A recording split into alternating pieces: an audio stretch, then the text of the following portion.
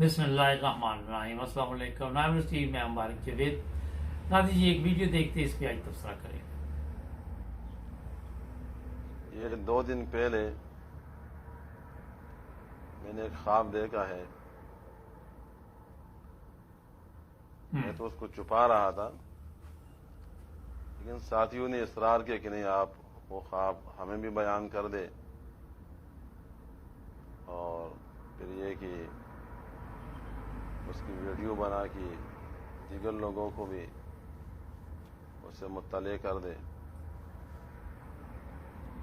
तो उस सिलसिले में आपके सामने हाजिर हूँ।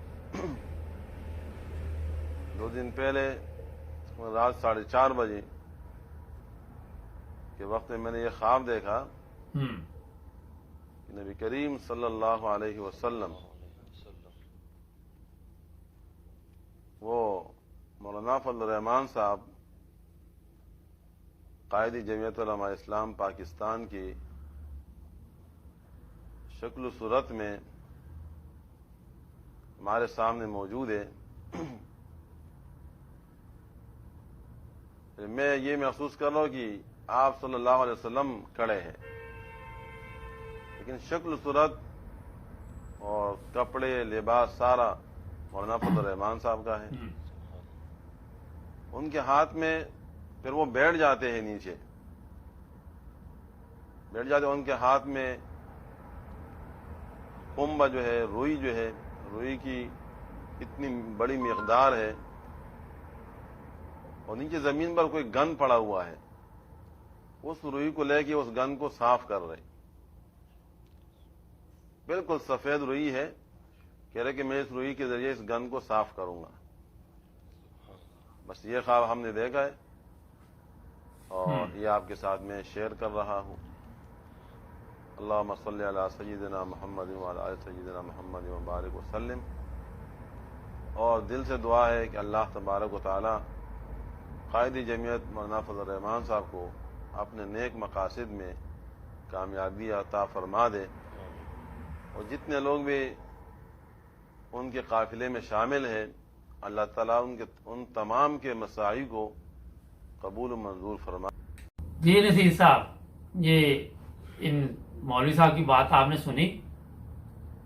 हाँ जी, बिल्कुल सुनी। ये तो सबसे बड़ी तौहीन रसालत इन्होंने कर दी है, जिस तरह की ये अपनी बातें बता रही हैं।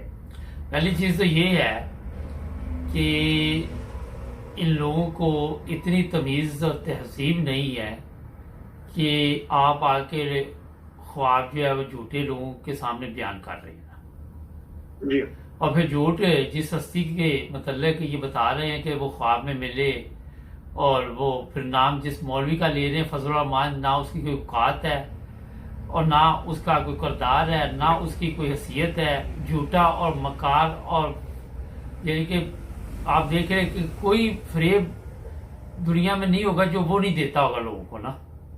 जी, तो कहाँ नबी पाक सल्लल्लाहु अलैहि वसल्लम की शान, सल्लल्लाहु अलैहि वसल्लम, और कहाँ पे ये मौलवी अब यहां से आप हिसाब लगाएं कि कानून क्यों नहीं हरकत में भी नहीं आया।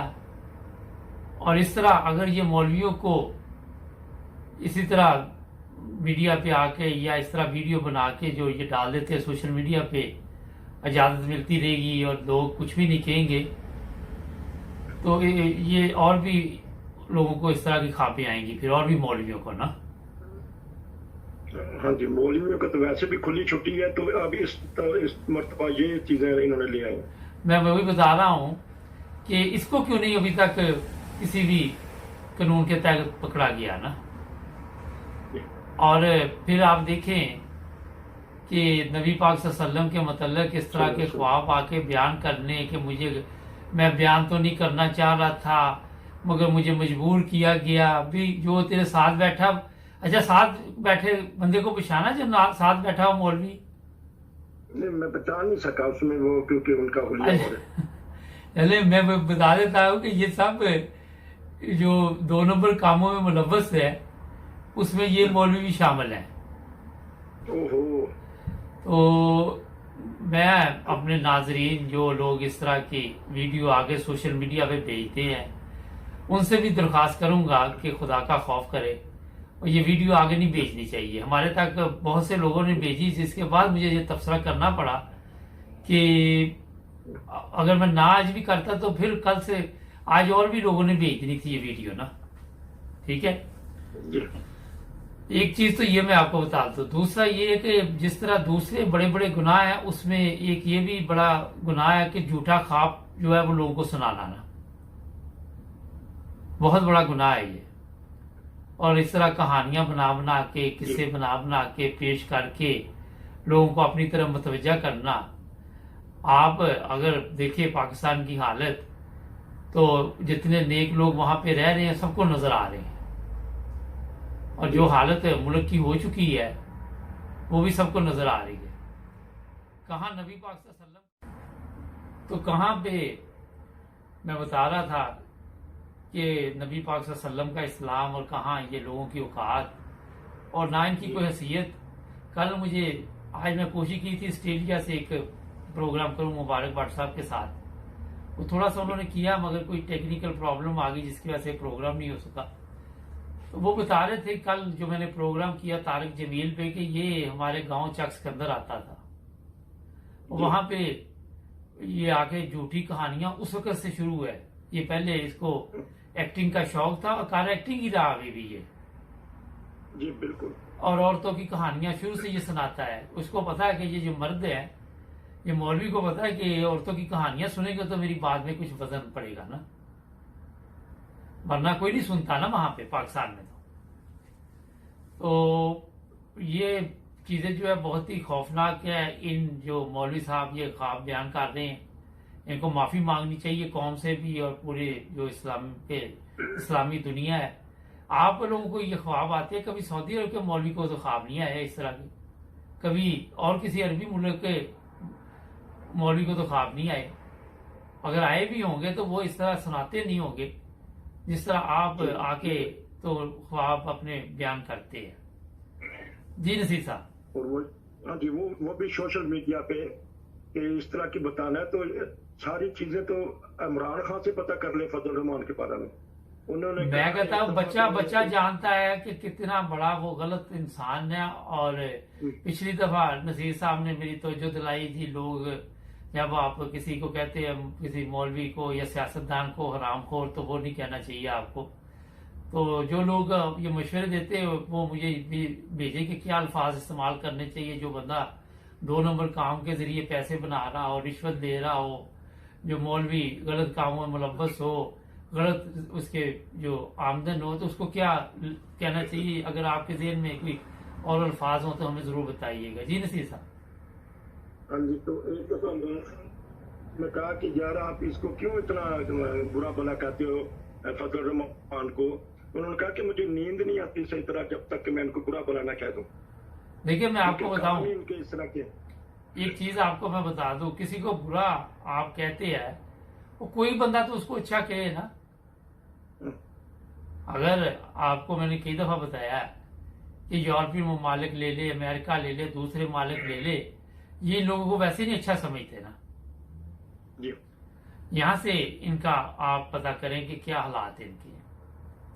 महाराज ये मैंने थोड़ा सा इस मौलवी साहब के बारे में इसलिए बताया कि मौलवी तो इतने हैं, कोई डांस कर रहा है, कोई भंगड़े डाल रहा है, कुल्टबाजियां खा रहा है, कोई कुछ कर रहा है, कोई कुछ कर रहा है। किस किस को लेके आए रोजाना, इतनी वीडियो हमारे पास आती हैं।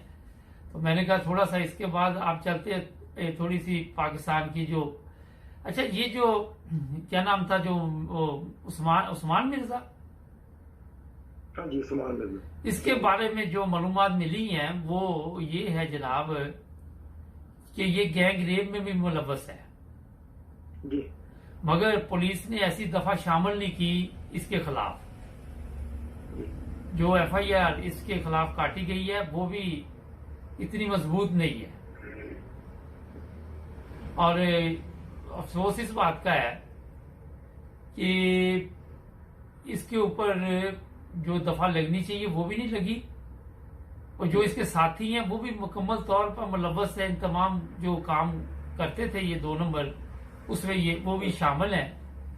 और ये जनाब आपको मैंने कल भी बताया था कि ये नून लीग की टिकट पे इलेक्शन भी लड़ा हुआ है बंदा, और नून लीग के जो लोग हैं इसकी मदद के लिए भी पहुंच रहे हैं। एक चीज और मैं नसीर साहब आपको बता दूं कि सोशल मीडिया पे ऐसी वीडियो भी चल रही हैं कि इसकी जमानत हो गई है ना, मगर जमानत नहीं हुई हमारी इतला के मुताबिक अभी तक। तो अगर कोई जमानत अदालत देती है तो वो अफसोसनाक है।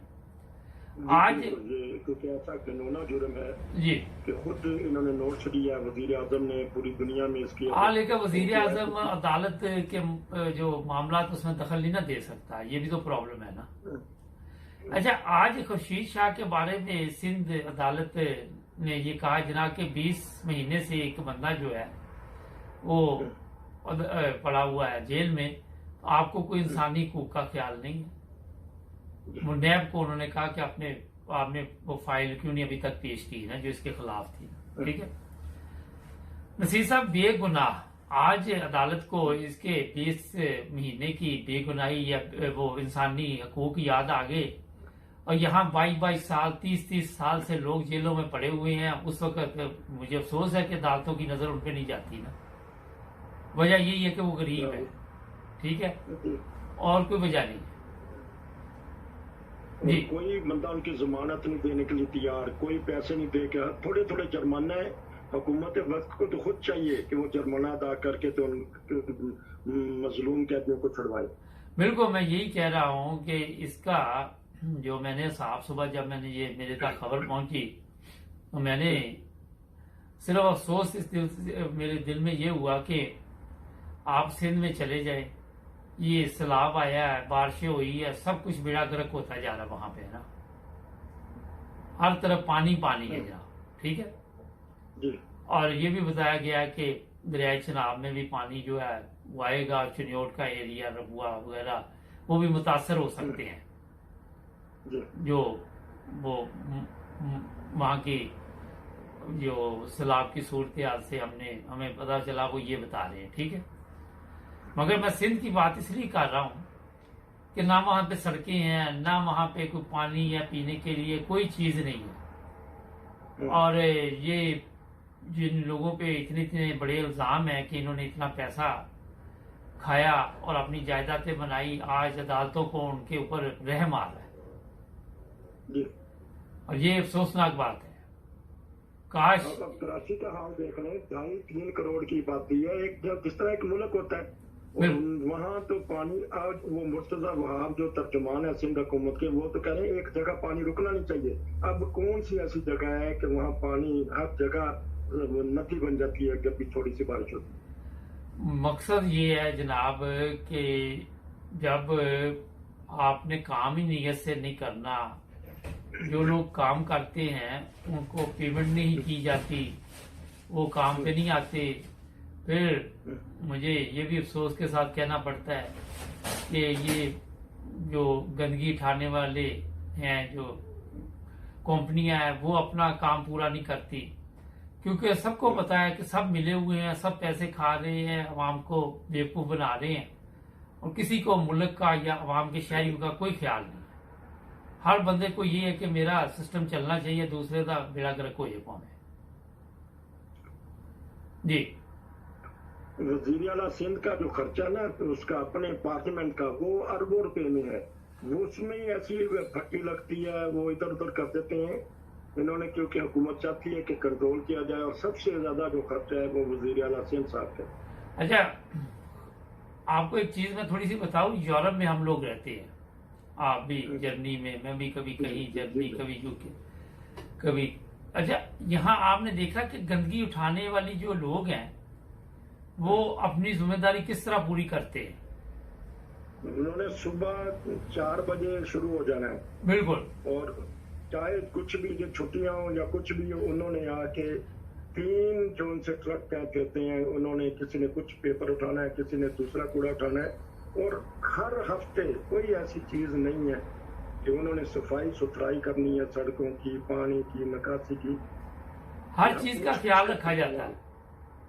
इंतजामिया पूछती है बिल्कुल, ये क्या चीज है। मैं इसमें एक चीज का वैसे तो इजाफा कर देता हूं कि ये पाकिस्तान के तमाम शहरों में ये मसला है जी कि अगर किसी का प्लाट वहां पे खाली है ना, जी तो पूरा मोहल्ला उस प्लाट पे जनाब फिर वो गंदगी जो है वो डाल जाएगा ना। बिल्कुल। मेरे अब छोटे भाई हैं, उनका एक प्लाट था पाकिस्तान के एक शहर में, जिला जंग में, तो वो पता नहीं 10 मरले का प्लाट था। वो कहता कि 4 दीवारी करवाई हुई थी, तो 4 दीवारी तक ऊपर तक गंद पहुंच गया ना। वो पता नहीं कितना पैसा देके वो साफ करवाना पड़ा उसे ना। तो अफसोस ये होता है कि कोई पता नहीं किसी को कि ये गंदगी जो इकट्ठी हो रही है जानी कहाँ पे है। और वो जी हमारे जो सियासतदान आके देखते हैं यूरोप में कि ये देखें कि डेवलपमेंट तरक्की याफ्ता ममालिक कैसे हैं, तुर्की से इनके कितने अच्छे ताल्लुकात हैं, वहां भी सफाई का इंतजाम देख लें। ये सियासतदान पता नहीं अब वहां जाके इनको क्या हो जाता है, आंखों पे पट्टी बन जाती है। अच्छा, इंतजाम करते ही नहीं। यहाँ पे एक वाकया पेश आया, मैं बता दूं कि लंदन की बात है कि जो आपने डस्टबिन है ना, वो आपने अपने जो बाहर आपके बॉक्स लगे हुए डिब्बे शिब्बे उसमें डालना ना। जी अगर आपने वो रजिस्ट्रेशन नहीं कराई तो वो कौंसल आके पूछती है कि जनाब ये कहाँ जा रहा है सब कुछ ना, ये नहीं कि वो छोड़ देते हैं। अच्छा, हुआ ये कि किसी ने ये इस तरह किसी के दूसरे के डिब्बे में डाल दिया ये ना, तो बिल्कुल सच्चा वाकया है। तो कौंसल वालों ने पकड़ लिया और फिर उनको खत लिखा कि आपका जनाब ये जो गंदगी का बैग था वो उधर पड़ा हुआ था किसी के घर के डिब्बे में ना। तो जो दूसरे अफराद थे उन्होंने लिखा कि हमारे पास तो गंदगी होती नहीं है हमारे तो दफ्तर में या जहां भी। तो उन्होंने वो कहता तौर पर उनके खाते निकाले, उनकी तस्वीरें निकाल के तो ईमेल की कि ये फिर किसकी है ना।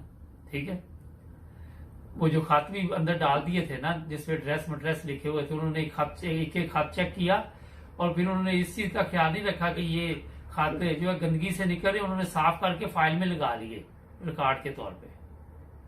उसके बाद एक जुर्माना किया गया और ठीक ठाक जुर्माना हुआ। तो अगर देखें मुबारक साहब, अगर बेल पे नाम सही ना लिखा हो या जो लेटर बॉक्स पे नाम सही ना लिखा हो तो इंतजामिया आ जाती है, शायद इंतजामिया। हाँ बिल्कुल, खत वापस चले जाता है। आपको मैं बताऊं कि ये अगर आपका नाम लेटर बॉक्स पे नहीं लिखा हुआ तो वो डाकिया खत डालता ही नहीं, क्योंकि खत के पीछे लिखा होता है कि अगर ये नहीं है तो ये हमें वापस भिजवाओ ये खत ना। और कानूनी तौर पे वो जुर्मदार है अगर उसने वहां खत डाल दिया। डाकिया इतने एहतियात करते हैं कि वो उस खत को डालेंगे नहीं, इंतजामिया शहरी पुलिस आ जाती है, आके डाल देती है, कहती है अपनी ये नाम वगैरह सही कराओ, ये हमारे साथ वाकया हो जाते हैं। बिल्कुल, एक ब्रेक लेते हैं, ब्रेक के बाद अभी बातचीत चलेगी, जुड़ जाए हमारे साथ। ब्रेक के बाद आपकी खिदमत दोबारा हाजिर। नसीर साहब, कल के मैच पे मैंने कहा कुछ बात भी होनी चाहिए फुटबॉल का। हाँ जी, बहुत दिलचस्प, बहुत सस्पेंस, बहुत ही जबरदस्त किस्म का फुटबॉल देखने को मिला पूरी दुनिया ने। जबरदस्त तो था मगर बड़ा तकलीफ दे था, क्योंकि मैं खुद तो बड़ी मुश्किल में था जो मैच देख रहे थे। मेरा बेटा बड़ी मुश्किल में देख रहा था, क्योंकि इंग्लैंड ने जब गोल किया तो काफी हमारे हौसले बुलंद थे कि इंग्लैंड ये मैच जीत जाएगा ना जी। मगर बाद में जो मैच की सूरत हाल हुई कि ज्यादा वक्त जितना भी आपने देखा, मेरा ख्याल है 60% वो बता रहे थे जो बाल है वो इटली के पास रहा, लेकिन ज्यादा इटली के पास ही वो बाल रहा ना। और प्रेशर बढ़ता रहा जब तक। बिल्कुल, काफी तकलीफ के साथ ये मैच देखा गया और चांस इनको मिले, मगर इटली को बहुत ज्यादा चांस मिले जी। और इटली के सामने ये टीम काफी कमजोर थी जी जी। और मैंने जब दोस्तों ने मुझे पूछा कि आपका क्या ख्याल है, तो मैंने कहा अगर ये 11 मीटर तक ये ले जाते हैं मैच को तो इंग्लैंड शायद ये मैच जीत जाए ना, इनके चांस हैं। जी जी। और जो इसमें अच्छी बात है कि उनके मुकाबले में कमजोर टीम ने उनका मुकाबला किया बड़ी हिम्मत से जी। इसमें आप देखें कि जैसे उन पे का बॉल पे कंट्रोल था, हर जगह पे वो पहुंचते थे। जी और इनका बॉल के ऊपर कंट्रोल नहीं था। जी। मगर बदकिस्मती उस वक्त ये हुई जब 11 मीटर में इनके जो 3 खिलाड़ी थे, दो तो उन्होंने रोक ली, लेकिन एक ने जो साइड पे मारा वो मेरे लिए तकलीफ दे था कि वो गोल होना चाहिए था, वो बाहर गया बाल। तो लेकिन मुबारक साहब, गलती ये होती है बाज दफा जब प्लंटी लगाई जाती है कि अच्छे प्लंटी मारने वाले वो बाद में रखे जाते हैं। इन्होंने असल में गलती की, कैप्टन ने पहले मार दी वो, तो उसकी तो 100% प्लंटी अंदर जाती है। उसको चाहिए था तीसरे चौथे पे आना, क्योंकि पहली अगर जाया हो जाए कोई ऐसी बात नहीं, दोनों टीमों पे कुछ नहीं होता, लेकिन तीसरी चौथी प्लंटी जाया होने का मतलब है कि मैच आप हार रहे हैं। वो पहली मार के आप खुश हो गए। हाँ, लेकिन मेरा ख्याल है कि तजर्बा नहीं था इनके पास ना। मैं तजर्बे वाले को बाद में आना चाहिए ना। मैं सिर्फ ये फुटबॉल के जो मैच है, सिर्फ ये वर्ल्ड कप और जो ये यूरोप का कप यही देखता हूँ, और मैच नहीं मैं देखता आम जो होते हैं ना मेरे पास टाइम होता है। मगर जो मैंने देखा कि तजर्बा नहीं था इनके पास 11 मीटर का ना। हाँ जी, बिल्कुल। एक तो टीम कमजोर थी, मगर जिस तरह इन्होंने मुकाबला किया, इन्हें वहां पे जाके कुछ ना कुछ अकल से काम लेना चाहिए था। ऐसे प्लेयर इनके पास होने चाहिए थे कि जो इस चीज में भी तजर्बा रखते ना, और जिसकी वजह से ये मैच आ रहे। जाया हुई है तो वो जाया उसने जान के ऐसे तरीके से करवा दी है, और देखेंगे किस हिसाब से, क्योंकि ये ऐसा वर्ल्ड का यूरोप कप था जिसमें Tom cruise, royal family, become, और एक अफसोस दुख हुआ कि वो प्रिंस विलियम का बेटा भी उदास था, हालांकि छोटी उम्र का, कि ऐसा ये उदासी करके आया फुटबॉल के। मैं ये बता रहा हूँ कि ये मैच इन्हें जीतना चाहिए था हर सूरत में। हाँ, सूरत में, क्योंकि अगर ये 1966 के बाद यहाँ तक जी हाँ कि भी इटालिया ने जीतना था, लेकिन इस वक्त बेहतरीन मौका था कि ये कर जाते, इतने सालों बाद अपने नाम कर जाते, यूरोप कप इनका पास हो जाना था। बहरहाल आज जाके उसमें टीम दोनों अच्छा खेले हैं। टीम देखे अच्छा खेली है, इंग्लैंड की टीम अच्छा नहीं खेली, मैं आपको सही बता देता हूँ। एक लम्हा ऐसा आ गया था, दूसरे जब एंड पे कुछ बेहतर हुए हैं, मगर ज्यादा कंट्रोल बॉल का उनके पास था ना। लेकिन एक ऐसा लम्हा आया कि उन्होंने ऐसा प्रेशर डाला था कि मैंने कहा नहीं जी, अब जो इंग्लैंड वाले इस जो इनको एक्स्ट्रा टाइम दिया था तो उसमें वो कर जाना चाहिए था, लेकिन नहीं कर सके। नहीं चले वहां नहीं किया, लेकिन जब 11 मीटर पे आए, 11 मीटर पे आए, तो वहां पे कम से कम इनको हिकमत अमली के साथ वहां पे चलना चाहिए था। और ये कोच की गलती है। वहां पे जिसने भी ये हमारा जिन लोगों से ये गलती हुई, शायद वो अपने आप को भी इस वक्त कल से तो वो परेशान है, और कौम भी उनको इतनी जल्दी ये लोग भूलते नहीं ऐसी गलतियां ना, क्योंकि वहां पे गलती की गुंजाइश नहीं थी इनके पास ना। जो इंग्लैंड का गोलकीपर था उसने अच्छा हमारा अपनी पूरी कोशिश के साथ टीम को जितवाने की पूरी कोशिश की उसने ना। जिस तरह ये कमजोर टीम थी, वो गोलकीपर आप देखे उसने बड़ी हिम्मत के साथ अपना पूरा जोर लगाया ना। दोनों ना, गोलकीपर का नहीं है उसमें कुछ, सिर्फ वो उन्होंने जो आखिर में ना तजर्बाकार 19 साल का जो अभी बच्चा ही होता है। अगर आज वहां पे ये सोचना चाहिए ना कि इस तरह जो भी इनके कोच है, जो भी हम लोग भी बचपन में जार फुटबॉल खेलते रहे हैं, लेकिन देखते तो रहे ही है ना। तो ये गलतियां जो इन्होंने की मेरा ख्याल होनी नहीं चाहिए थी, क्योंकि एक गलती तो ऐसी थी कि जो मैं सोच भी नहीं सकता कि ऐसी गलती वो करेगा ना। देखें कि जो रोकी है उस गोलकीपर ने इटालिया के, वो बाईं तरफ ही तीनों ने मारी है, बाईं तरफ तीनों मार के उसने उसको यही सोचे थे, लेकिन जब देखा कि वो बाईं तरफ को अच्छी रोक लेता है तो बरल चेतन, मैं तो खुद बाहर गया था इटालियन रेस्टोरेंट के, इटालियन जो भी इन्होंने इंतजाम, दो बड़े बड़े टीवी लगाए, तो हर जगह टीवी लगे थे इटालियन रेस्टोरेंट। हाँ बिल्कुल, एक बड़ा अहम मैच था। लेकिन ये अगर 1966 के बाद यहाँ तक पहुंचे हैं तो अब आइंदा देखे कब पहुंचेंगे।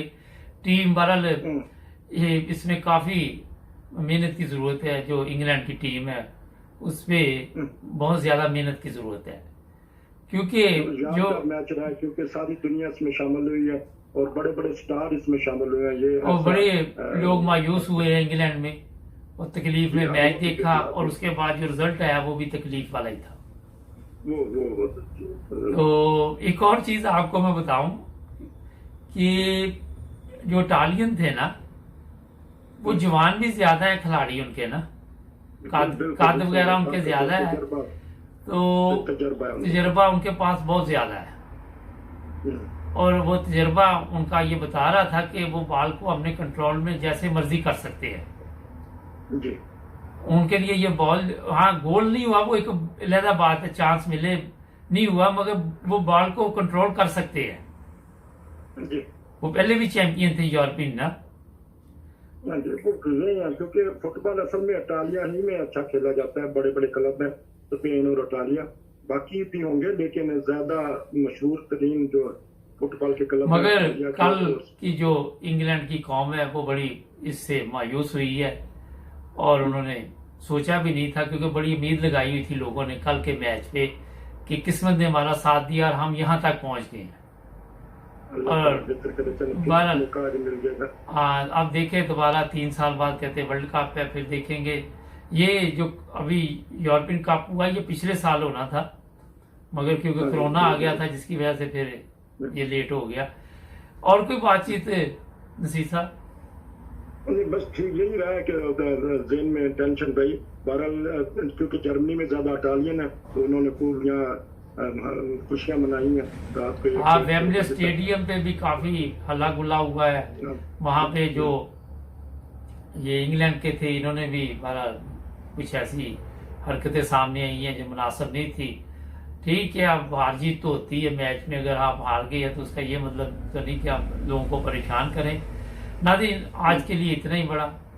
कल इंशाल्लाह नए तफसीर के साथ मिलेंगे। जुड़े रहें 9 न्यूज़ टीवी के साथ, हमारे चैनल को भी सब्सक्राइब करें।